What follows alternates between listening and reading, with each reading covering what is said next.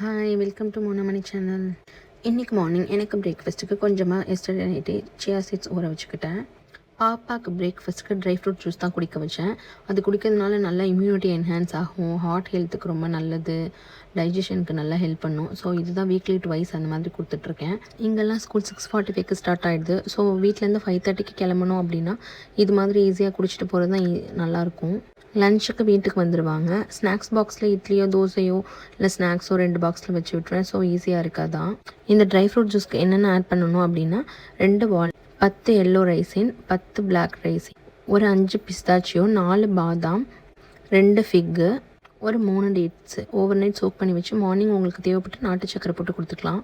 So morning பாப்பா இதை குடிச்சிட்டு கிளம்பிட்டாங்க. பாப்பாவுக்கு முடிச்சதுக்கப்புறம் ஹஸ்பண்ட்க்கு மார்னிங் பிரேக்ஃபாஸ்ட் சாப்பிட்டு முடிச்சுட்டு அவருக்கு ஸ்நாக்ஸ் பாக்ஸாக மாதுளம்பழம், ஒரு கிவி, அப்புறம் ஒரு குக்கும்பர், அதுக்கப்புறம் ஒரு ஆப்பிள் இதெல்லாம் கட் பண்ணி ஒரு கண்டெய்னர் பாக்ஸில் போட்டு வச்சுட்டேன். இதான் அவருக்கு மார்னிங் 11 o'clock ஸ்நாக்ஸ்.